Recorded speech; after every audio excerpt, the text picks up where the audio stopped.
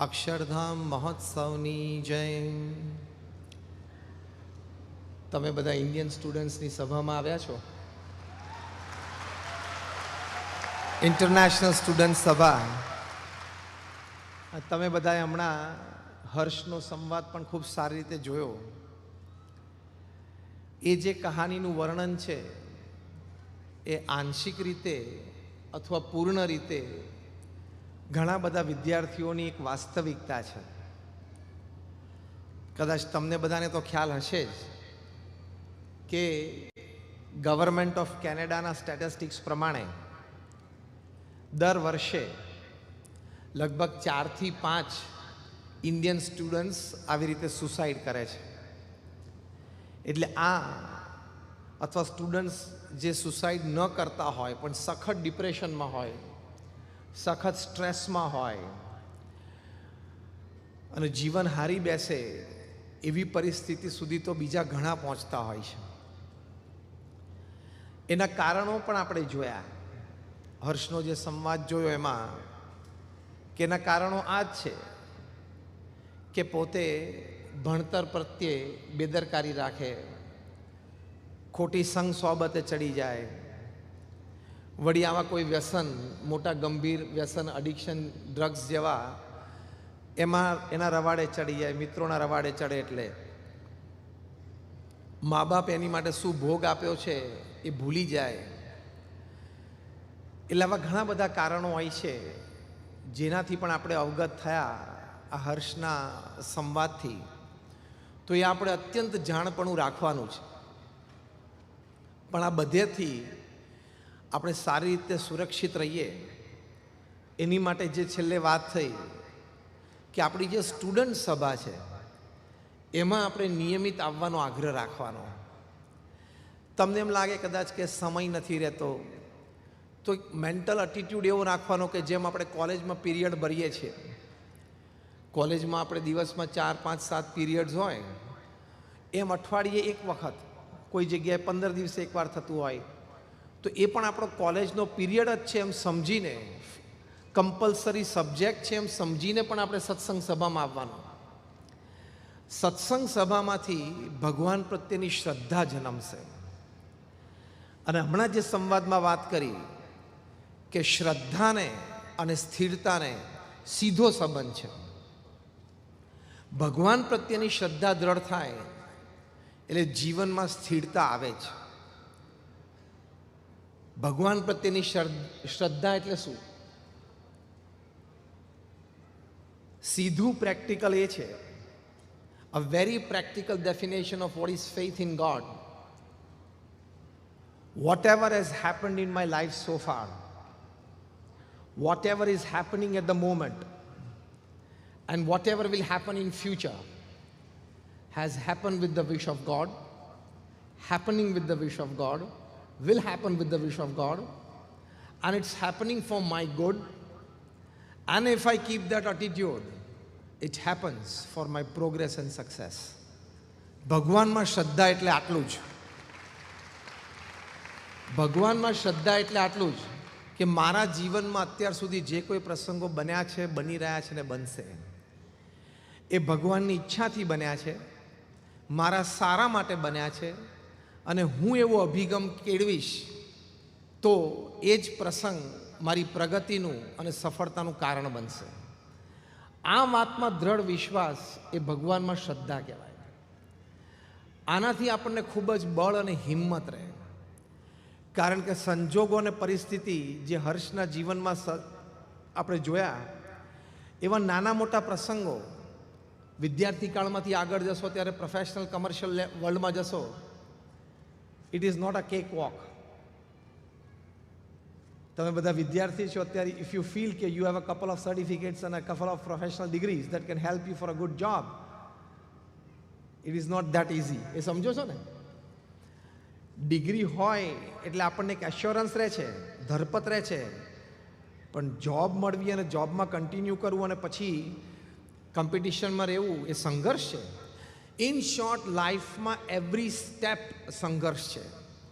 જીવનના છેલ્લા વર્ષ સુધી આપણે 95 કે 98 વર્ષની ઉંમરના થઈએ ને તો પણ છેલ્લા દિવસે પણ એક નાનો પ્રશ્ન તો ચાલુ જ હોય એમાં ટકી રહેવા માટે, સ્થિરતા રાખવા માટે એક સમજણની જરૂર છે, ને એ છે આપણે સંવાદમાં જોયું ભગવાનમાં શ્રદ્ધા. આવા જ એક વિદ્યાર્થીની વાત કરું. બરોડામાં એકવાર અમારા સંતો પાસે એક સત્સંગી યુવક એના મિત્રને લઈને આવ્યો. એ મિત્ર એ સત્સંગી નહોતો, આવી રીતે સત્સંગ સભામાં આવતો નહોતો. એ બાજુના કોઈ ગામડામાંથી ત્યાં MS યુનિવર્સિટીમાં ભણવા માટે આવેલો. અને આના જેવી જ સેમ સ્ટોરી, હર્ષની જે સ્ટોરી આપણે અત્યારે જોઈ, very near to it. Drug addict થઈ ગયો હતો. એના પિતા તો સામાન્ય ખેડૂત હતા, પણ વડોદરાના આજુબાજુના જિલ્લામાં પાણી સારું એટલે ખેતી સારી ચાલતી હોય એટલે વળી પૈસા તો મોકલતા હતા, પણ ક્યાં વાપરે તો આ કે ટ્યુશનમાં, મારે પેલું ટ્યુશન રાખવાનું, આ ટ્યુશન રાખવાનું. હવે બાપ બિચારા અભણ હતા, મા બાપ ખેડૂત હતા, એને ખબર ના પડે એટલે પૈસા મોકલ્યા કરે કે ભાઈ છોકરો તો બહુ ભણે છે. અને છોકરો ડ્રગ એડિક્ટ હતો, સંગ સોબતમાં હતો ખોટી. પણ આપણો સત્સંગી યુવક એમને સંતો પાસે, મંદિર પાસે લઈ આવ્યો. આપણે સંતો એમની સાથે વાત કરી. પછી એમને કહ્યું કે see what happens when you love God. આપણે જ્યારે ભગવાનને પ્રેમ કરીએ છીએ ત્યારે શું થાય છે? Let's talk practical. આપણે વાસ્તવિકતાની વાતો કરીએ, મોટી મોટી શાસ્ત્રોની નહીં. What happens when you love God? તો what happens when you love a person? વિદ્યાર્થીઓને કહું, તમે કોઈ વ્યક્તિ સાથે પ્રેમ કરો તો પહેલું એનું લક્ષણ શું છે? કે એ વ્યક્તિને ગમે એવું તમે કરવા માંડો. એમ આઈ રાઈટ?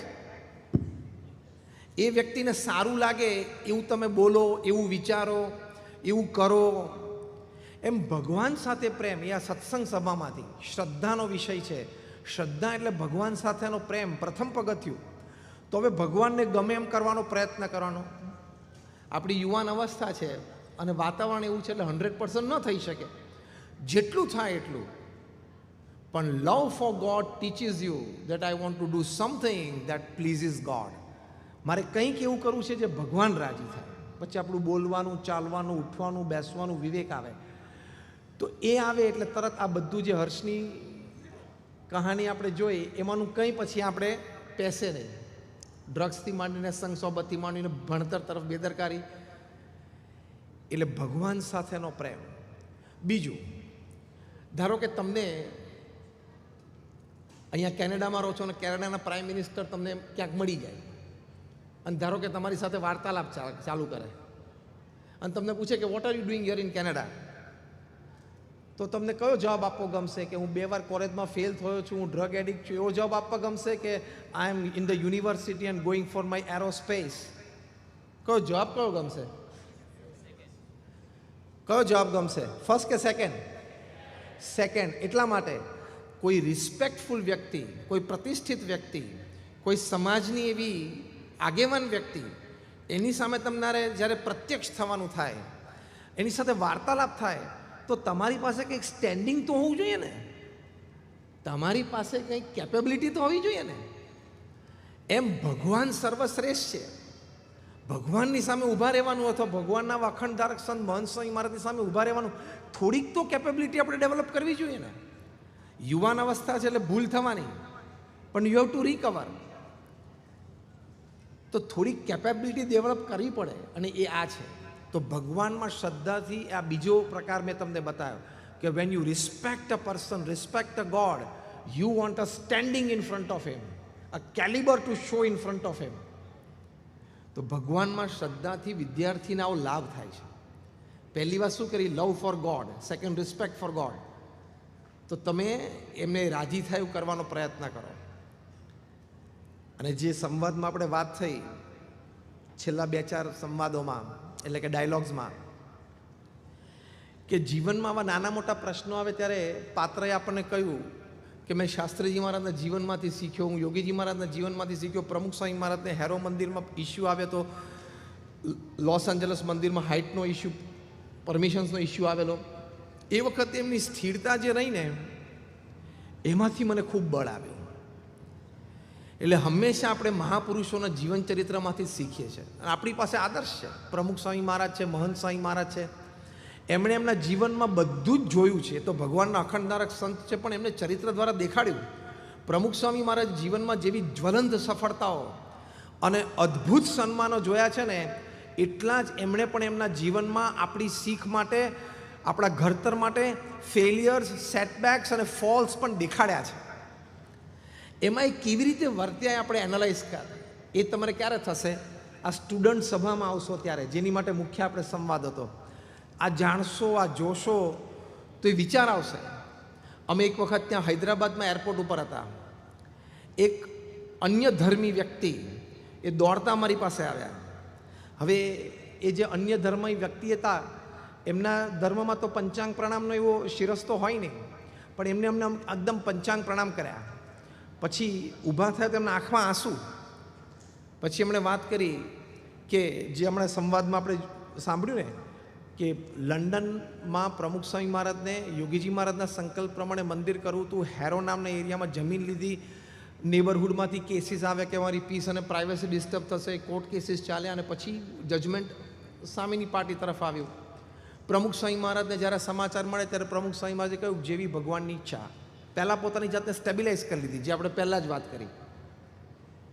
ભગવાન પ્રત્યેની શ્રદ્ધા છે ને તમને સ્ટેબિલાઇઝ કરે, કે જેવી ભગવાનની ઈચ્છા. એટલે પ્રમુખ સ્વામી મહારાજે પહેલાં પોતાની જાતને સ્ટેબિલાઇઝ કરી લીધી. જો આપણને એમના ચરિત્ર દ્વારા શીખવાડે છે. બીજું શું બોલ્યા કે આપણે આપણો પુરુષાર્થ કરી લીધેલો, હવે જે પરિણામ આવ્યું આપણે સ્વીકારી લેવાનું. અને ત્રીજું શું બોલ્યા? સીધા ડિટર્મિનેશન. પ્રમુખ સ્વામી મહારાજ બોલ્યા કે આપણે નક્કી કર્યું છે કે લંડનમાં મંદિર કરવું છે એટલે કરવું જ છે, બીજી જમીન શોધો. આ બળ આ સમયે શ્રદ્ધાથી જ આવે. બાકી જીવનમાં એવા પ્રસંગો બનશે કે મોબાઈલ ફોનમાં 500 નંબર હશે ને કોને ફોન કરું ને પ્રશ્ન થશે. એવા ગંભીર સંજોગો જીવનમાં આવી જ શકે છે અને આવે જ છે. એ વખત એક જ ફેક્ટર આપણને સ્થિર રાખી શકે છે અને એ છે શ્રદ્ધા. હવે એક બીજા દ્રષ્ટિકોણથી જોઈએ કે શ્રદ્ધા આપણને સ્થિરતા કેવી રીતે આપે છે. તો શ્રદ્ધા છે આપણને વેલ્યુઝ શીખવાડે છે. ભગવાન પ્રત્યેની શ્રદ્ધા છે એ આપણને જીવનમાં સદ્ગુણો શીખવાડે છે. એ સદ્ગુણો આપણે કેળવી શકીએ છીએ. એ સદ્ગુણોના લીધે આપણને સ્થિરતા રહે. પરમ પૂજ્ય મહંત સ્વામી મહારાજ એક વખત અમદાવાદમાં હતા. એક બહુ જ નામાંકિત પ્રતિષ્ઠિત પત્રકાર સ્વામીશ્રીને મળવા માટે આવેલા. એમણે પોતાનો પરિચય આપ્યો, પોતાના દૈનિકનો પરિચય આપ્યો અને ઘણું મોટું નામ. પછી મહંત સ્વામી મહારાજને એમણે વાત કરી કે મારા કાર્યક્ષેત્રમાં મને ઘણી પ્રાપ્તિ થઈ છે. મેં state level, national level, 1-2 international લેવલના પણ પત્રકારત્વમાં અવોર્ડ્સ મેળવેલા છે. એટલે મને મારી પ્રોફેશનલ કારકિર્દીથી ઘણો સંતોષ છે. પણ મને એમ થાય છે કે મારે એક સારા માણસ બનવું પડશે. મને વિચાર પણ છે, મારે કોઈ એવી કુટેવો પણ નથી, પણ હજી મારે સારું બનવું છે. તો એક સારો માણસ કેવી રીતે બનવું એ આપ કહો. મહંત સ્વામી મહારાજ એક જ શબ્દ બોલે. આપણે જાણીએ છીએ બહુ મિતભાષી છે, સ્પીક્સ વેરી લેસ, એકદમ મિતભાષી છે. એક જ શબ્દ બોલ્યા, શ્રદ્ધા. તો શ્રદ્ધાથી આપણે સારા વ્યક્તિ બની શકીએ છીએ. કેમ? એની વચ્ચે એક લિંક છે. શ્રદ્ધાથી આપણા જીવનમાં સારા સદ્ગુણો આવે છે. એ સારા સદ્ગુણોના લીધે આપણે સ્થિર થઈ શકીએ છીએ. શ્રદ્ધા છે એ કનેક્ટિંગ લિંક છે આપણી ભગવાન સાથે. જેમ તમે નળ ખોલો ને પાણી કેમ આવે છે? કારણ કે ઓવરહેડ ટેન્કમાં પાણી છે અને ત્યાં એનું કનેક્શન છે. એમ ભગવાન છે, પ્રત્યક્ષ છે, એની સાથે કનેક્શન છે. એટલે તમે એ શ્રદ્ધાથી એમના સદ્ગુણો, ભગવાન અને સંતના સદ્ગુણો એ આપણા જીવનમાં આવે છે. ધર્મ, જ્ઞાન, વૈરાગ્ય, ભક્તિ સંબંધી અનેક સદ્ગુણો હોય એ આપણા જીવનમાં આવે છે ને, એ પછી સ્થિરતા લાવે છે. એટલે શ્રદ્ધાથી સદ્ગુણો આવે અને સદ્ગુણોથી સ્થિરતા આવે. શ્રદ્ધાથી કેવા સદ્ગુણો આવે છે? સ્વામિનારાયણ અક્ષરધામ દિલ્હીમાં છે, હવે અહીંયા રોબિન્સવિલમાં અમેરિકામાં બની રહ્યું છે. તો ત્યાં હજારો લોકો રોજ આવે છે, શ્રદ્ધા કેળવીને જાય છે, શ્રદ્ધામાં વિશેષ વધારો કરીને જાય છે અને શ્રદ્ધાથી સદ્ગુણો કેળવીને જાય છે. એક વખત સાંજે જનરલ વિઝિટર્સ બુક આપણે સ્વયંસેવકો તપાસતા હતા, તો એમાં કોઈએ લખેલું कि मैं एक हरियाणा के छोटे से गांव में से आता हूं, मेरा व्यवसाय ये है कि मैं घर घर जाके दूध बांटता हूं. हमारे गांव में 70-80 घर हैं, हम 3 दूध वाले हैं और साइकिल में 2 कैन लेके मैं घर घर जाके दूध बांटता हूं. मेरी आयु 50 साल की है। मैं दिल्ली में सिर्फ 2 दफ़ा आया हूँ। एक बार जब हमारे गांव में कोई बड़े घर में शादी थी तो मैं बारात में यहाँ दिल्ली आया था, और दूसरी दफ़ा अभी मैं आया, कुछ काम के लिए आया हूँ। यहाँ आया, अक्षरधाम के नज़दीक से गुजरा, देखा कि इतना भव्य क्या है, चलो अंदर चलता हूँ। तो मैं अंदर आया, यहाँ भगवान स्वामीनारायण के दर्शन किए, प्रदर्शनी सब देखी, इतनी प्रेरणाएं मिली, इतनी प्रेरणाएं मिली कि आज से मैं प्रतिज्ञा लेता हूं कि मैं अपने दूध में पानी नहीं डालूंगा। मैं अपने दूध में पानी नहीं डालूंगा। जो श्रद्धाથી આવા સદગુણો આવે છે, નૈતિકતાના, પ્રામાણિકતાના, નીતિમત્તાના, એવી જ રીતે સેવાના, આ બધા જ સંસ્કારો જે અંતરમાં પડેલા છે એ ઉદય થાય છે। એ શ્રદ્ધાના આધારે ઉદય થાય। જેટલી શ્રદ્ધા ને એટલી ભવ્યતાથી એ ઉદય થાય અને એ સ્થિરતા લાવે। કારણ કે હવે દૂધમાં પાણી નહીં નાખે એટલે એને એક આત્મસંતોષ થશે કે હું કંઈ ખોટું નથી કરતો। હવે ખોટું નથી કરતા એનો એક આનંદ થશે ને। અને જ્યારે એને જીવનમાં નાની મોટી કોઈ તકલીફ આવશે ને ત્યારે એને આ વાતનું બળ રહેશે કે મેં ખોટું નથી કર્યું, અને થોડુંક ખોટું થતું હતું મેં બંધ કર્યું છે, તો હવે ભગવાન મને સહારો આપશે, ભગવાન મારી મદદે આવશે, કારણ કે હું ભગવાનને જેવું ગમે છે હું થવાનો મેં પ્રયત્ન કર્યો છે। આ જે શ્રદ્ધાની લિંક છે ને એ આપણને કપરી પરિસ્થિતિ, the most difficult times of your life, which I said earlier કે it is part and parcel of everybody's life, life is like a sine wave, આવશે જ। એ વખતે આ બરોબર સ્થિરતા આપી શકે છે। આ એક પ્રસંગ સાંભળીને પણ આપણને આનંદ આવ્યો કે નહીં, કે મેં अपने दूध में पानी नहीं डालूंगा। જ્યારે નીલ આર્મસ્ટ્રોંગે પહેલો પગ ચંદ્ર ઉપર મૂક્યો ને ત્યારે ન્યુયોર્ક ટાઈમ્સે આર્ટિકલમાં ટાઇટલ પેજ ઉપર લખેલું કે a small step by a man but a giant leap for mankind, કે માણસે તો એક નાનું ડગલું ભર્યું ચંદ્ર ઉપર પણ માનવતાએ બહુ મોટી ફલાંગ મારી। એમ દિલ્હી અક્ષરધામમાં ત્યાં એક સામાન્ય વ્યક્તિએ આવી એક પ્રતિજ્ઞા લીધી। આજે આપણે 10,000 માઇલ દૂર એ વાત સાંભળીને આનંદ પણ થયો અને પ્રેરણા પણ મળી। એમ આઈ રાઈટ? એ જે આનંદ અને પ્રેરણા છે ને એ આપણને સ્થિરતા આપે, એ કનેક્ટિંગ લિંક છે। તો આવી રીતે શ્રદ્ધાની એલિમેન્ટ છે। કારણ કે તમે સખત ડિપ્રેશનમાં, સ્ટ્રેસમાં, ડિસ્ટ્રેસમાં હો, અંતરથી તમે હારી જાઓ ને ત્યારે આ શ્રદ્ધા જ કામ કરે। Nothing else helps. All your talents, all your academics, all your experiences, all your know hows, all your platforms, all your back support system, nothing works. જો આને હર્ષના કેસમાં ક્યાં કશું કામમાં આવ્યું, સંવાદમાં આપણે જોયું। એ વખતે એક ભગવાનમાં શ્રદ્ધા છે એ કામ લાગી જાય। જો અર્જુન હતા, એ અર્જુનને કુરુક્ષેત્રના મેદાન ઉપર સ્ટ્રેસ આવેલો જ કે હું મારા સગાવાલા સાથે યુદ્ધ ના કરું, હું કેવી રીતે મારા વડીલોને મારી શકું, જેની પાસે ઉછરીને મોટો થયો, જેની પાસેથી વિદ્યા શીખ્યો, મને મારવાના, મૂકી દીધું। ભગવાન કૃષ્ણને ઘણો બધો ઉપદેશ આપ્યો, આખી શ્રીમદ ભગવદ્ ગીતા છે, પણ ભગવાન શ્રી કૃષ્ણએ એમને શું કીધું કે મન મના ભવ, તું મારામાં મન રાખ, હું કહું એમ તું કર અત્યારે। અને શ્રદ્ધાનું એલિમેન્ટ તો હતું જ, અર્જુન પરમ ભક્ત જ હતા, પણ શ્રદ્ધાનું એલિમેન્ટ ભગવાન શ્રી કૃષ્ણએ એ વખતે વાપર્યું। એટલે આપણને શું મેસેજ છે એનો આપણને બધાને, કે આવા સંજોગોમાં આપણે પણ શ્રદ્ધા ઉપર જ આધાર રાખવો, એટલે ભગવાન પ્રત્યેની અતૂટ શ્રદ્ધા ઉપર જ આધાર રાખવો। ભગવાનમાં અર્જુને મન રાખ્યું અને ભગવાનનું કયું કર્યું તો બધું જ કામ પાર પડ્યું, અને આજે નરનારાયણ દેવ પધરાઈ ગયા। ભગવાનની સાથે અર્જુનનું પૂજન થાય છે। તો જ્યારે જ્યારે પણ સ્ટ્રેસ આવે ને ત્યારે ભગવાનમાં શ્રદ્ધા જ અગત્યની વાત છે। સ્ટ્રેસ મેનેજર્સ છે ને તમને ઘણી બધી વાતો શીખવાડે। કલર યોર ઓફિસ ગ્રીન, તમે કોઈ ગયા હશો તો ખબર પડશે। Colour your office green, go on a beach, have a walk, go for a swim, આ બધું કરે। તો કૃષ્ણ ભગવાન અર્જુનને આમાંથી કંઈ કહેલું કે લેટ્સ પેઇન્ટ ધ ચેરિયોટ ગ્રીન। આપણે આપણું ચેરિયટ ગ્રીન પેઇન્ટ એટલે તને આમ લીલું લીલું આગળ બધું આમ શાંત શાંત થઈશ।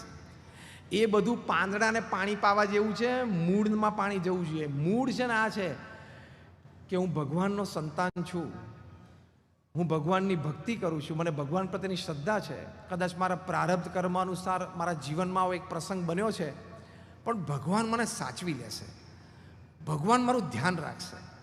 મહંત સ્વામી મહારાજ મારા ગુરુ છે, એમના મેં દર્શન કર્યા છે, મેં એમને પત્ર લખ્યો છે, અથવા તો મેં એમને વાત કરી છે અને એમને મને આશીર્વાદ આપ્યા છે કે બધું સારું થશે અને મારું થશે જ.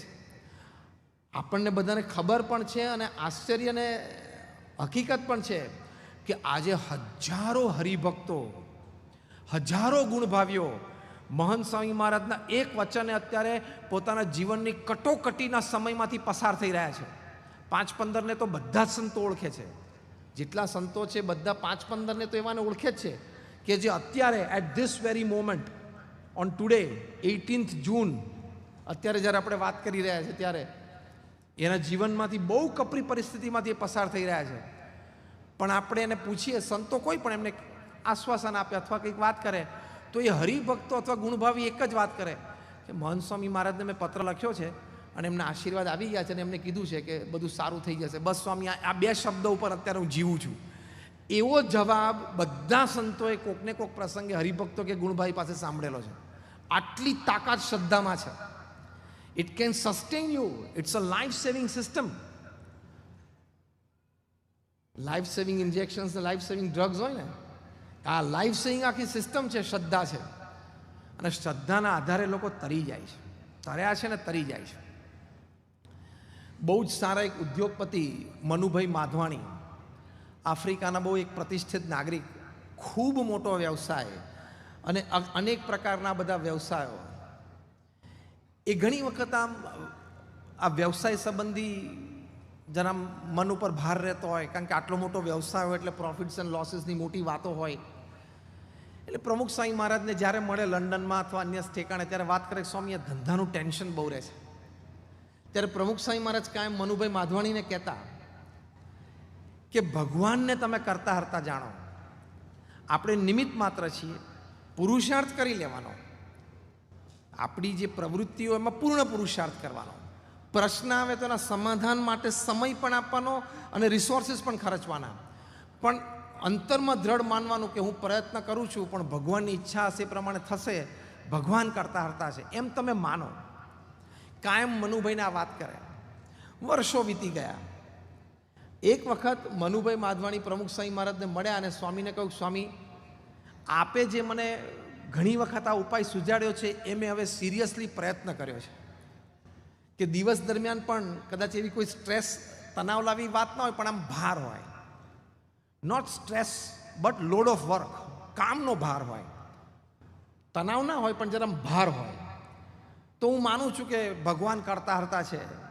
આપે મને ઘણી વાતો કરી છે કે શાસ્ત્રીજી મહારાજ એમ કહેતા હતા કે આપણે ડૂબકી મારી દઈએ તો ક્યાં હજારો ટન પાણી માથા ઉપર ફરે છે તો ક્યાં ભાર આવે છે, અને એક બેડું માથે લઈને ચાલતા હોય તો હું લઈને ચાલું છું એવો ભાર છે એવું મનમાં, એટલે ભાર લાગે છે. એ વાત હું રોજ સવારે રિપીટ કરું છું અને હું માનું છું કે મારો ધંધો ભગવાન ચલાવે છે. તો સાંજ પડે એકદમ હું હળવો થઈ જાઉં છું, રાત્રે ઊંઘ પણ સરસ આવે છે, અને ધંધા સંબંધી કોઈ સ્ટ્રેસ આવે, તણાવ આવે ત્યારે હું ભગવાન પર છોડી દઉં છું ને બહુ હળવો થઈ ગયો છું. જો આ ભગવાનમાં શ્રદ્ધાથી આપણે આવા સંજોગોમાં પણ હળવા થઈ શકીએ છીએ. એમની દ્રષ્ટિએ તો આપણે વિદ્યાર્થી અવસ્થામાં છે, આપણે કાંઈ એવું નથી, અને થોડું ઘણું હોય જાતે ઊભું કરેલું હોય. આ થયેલું એવું હમણાં હર્ષના સંવાદમાં આપણે જોયું હોય. અત્યારે આપણે વિદ્યાર્થી અવસ્થામાં 2 જ કામ છે, સ્ટડીઝ એન્ડ સત્સંગ. 2 જ કામ, અભ્યાસ અને સત્સંગ, ત્રીજો કોઈ કાર્યક્રમ જ નહીં. અને ત્રીજો કાર્યક્રમ શરૂ કર્યો તો હર્ષની પાછળ જ છે. સંવાદ જો ને, ત્રીજો કાર્યક્રમ એક શરૂ કર્યો, એને જે 3-4 કાર્યક્રમ શરૂ કરેલા,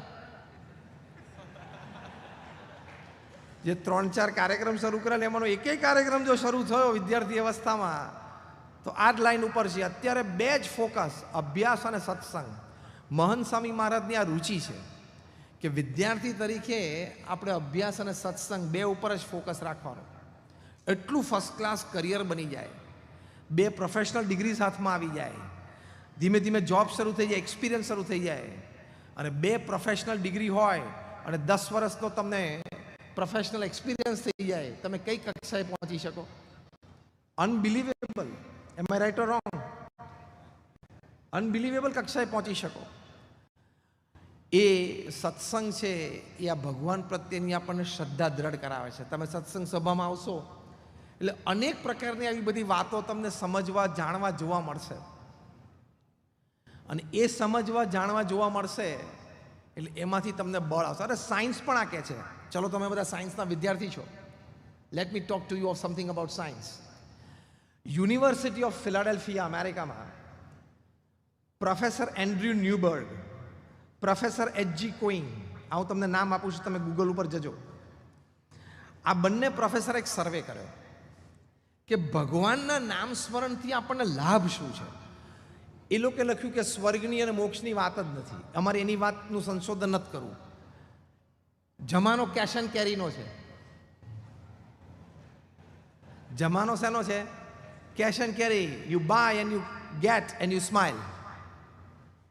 પૈસા આપો, પદાર્થ મેળવો અને આનંદ કરો. કેશ એન્ડ કેરીનો જમાનો. તો ભગવાનના નામ સ્મરણમાં કેશ એન્ડ કેરી હોવું જોઈએ. હું કંઈક નામ સ્મરણ કરું તો મને પ્રત્યક્ષ લાભ થવો જોઈએ, અનુભૂતિ થવી જોઈએ. તમે એમ કહો ભગવાનનું નામ સ્મરણ તમારું બેંક એકાઉન્ટમાં જમા થાય છે, ભક્તિના બેંક એકાઉન્ટમાં, તે છેલ્લે મોક્ષમાં કામ આવશે. આ બે વૈજ્ઞાનિકો કે ના, અમારે એ સંબંધી વાત સાચી ખોટી નથી કરવી, પણ આ સંશોધન કરવું છે. 4000 વ્યક્તિઓને અમેરિકામાંથી ભેગા કર્યા, ડિફરન્ટ એજ ગ્રુપના, હજાર 4 ગ્રુપ. પહેલું એજ ગ્રુપ હતું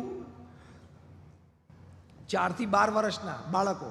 સેકન્ડ એજ ગ્રુપ હતું 12 to 22, જે તમે બધા છો, 12 થી 22, અને જે બધા વિદ્યાર્થીઓ બેઠા છે તે. ત્રીજું એજ ગ્રુપ હતું 22 થી 60, અને ચોથું એજ ગ્રુપ હતું 60 and 60 and 60+.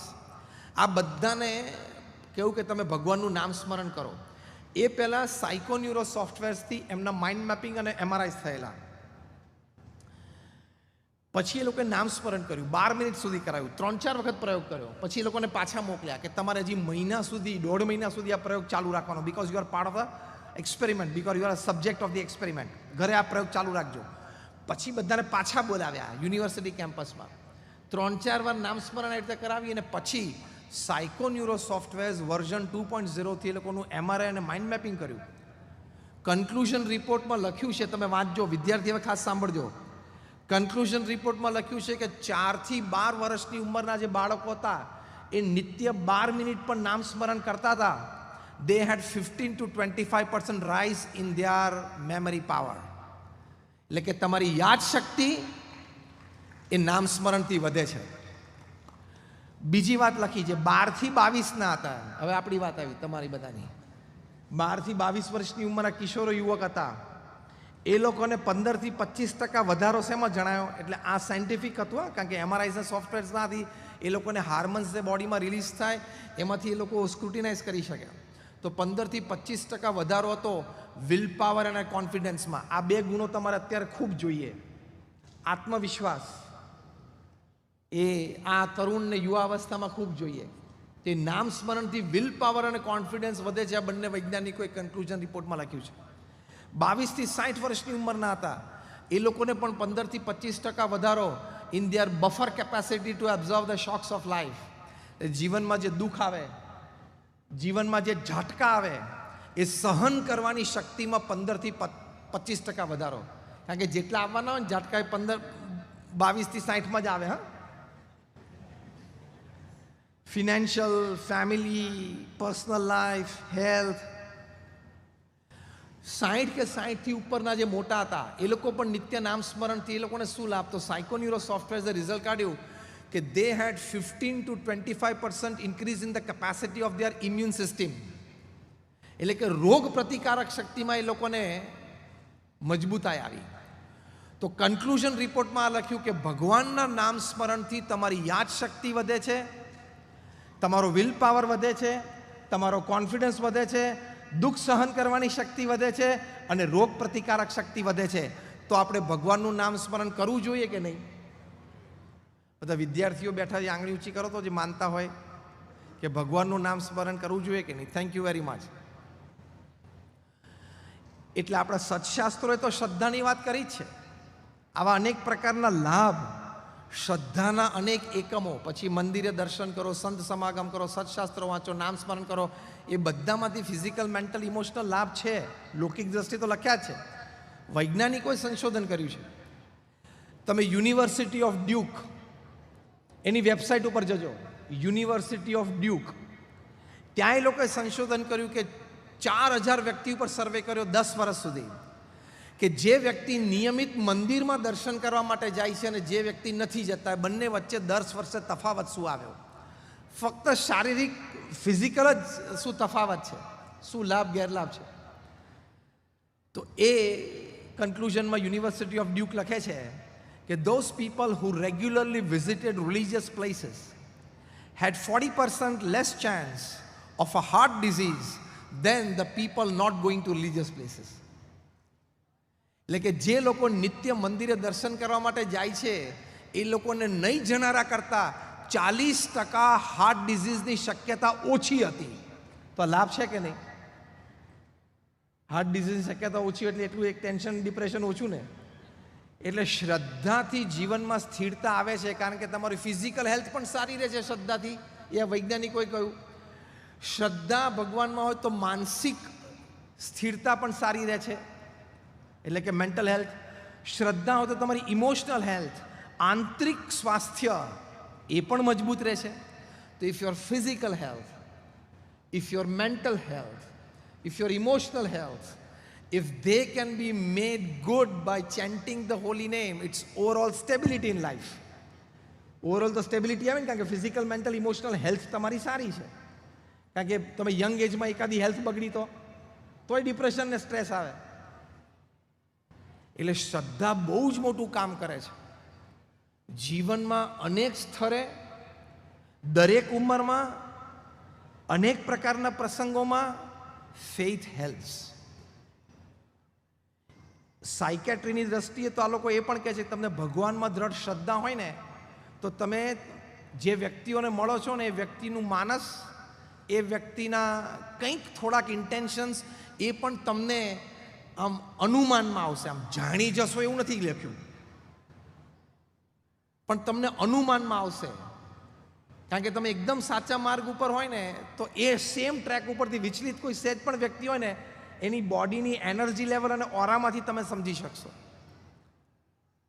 એટલે એ પણ એસોસિએશનનો લાભ થાય ને, કોની સાથે સંગ કરવો ન કરવો, તો એ પણ શ્રદ્ધામાંથી જન્મે છે. અને સંગ કરવો ન કરવો વિવેક આવે તો એમાંથી પછી સ્થિરતા આવે જ. તો એ પણ મોટો લાભ છે. તમે બધાએ બજાજનું નામ સાંભળ્યું હશે. એના બહુ જ, એટલે એમના પરિવારમાં એક શિશિર બજાજ, એ બહુ જ મોટા નામાંકિત ઇન્ડસ્ટ્રીયાલિસ્ટ. એ આપણે દિલ્હીમાં સ્વામિનારાયણ અક્ષરધામમાં પધાર્યા હતા. બહુ જ રાજી થયા, બહુ જ પ્રભાવિત થયા હતા. પછી કારીગરોની બધી સ્ટોરીઝ એમને સાંભળી, સ્વયંસેવકોની સ્ટોરીઝ સાંભળી. અત્યારે પણ રોબિન્સવિલમાં અહીંયા અક્ષરધામ બની રહ્યું છે. સ્વયંસેવકો જે શ્રદ્ધાથી સેવા કરે છે, એ લોકોને જે આનંદ છે, અમે હમણાં થોડા દિવસો ત્યાં હતા, કેટલા બધાને મળ્યા. તો આવી રીતે આપણને સેવાનો પણ આનંદ શ્રદ્ધાથી મળે છે. માટે શ્રદ્ધા રાખવી. શ્રી સ્વામિનારાયણ ભગવાનની જય. મહંત સ્વામી મહારાજની જય.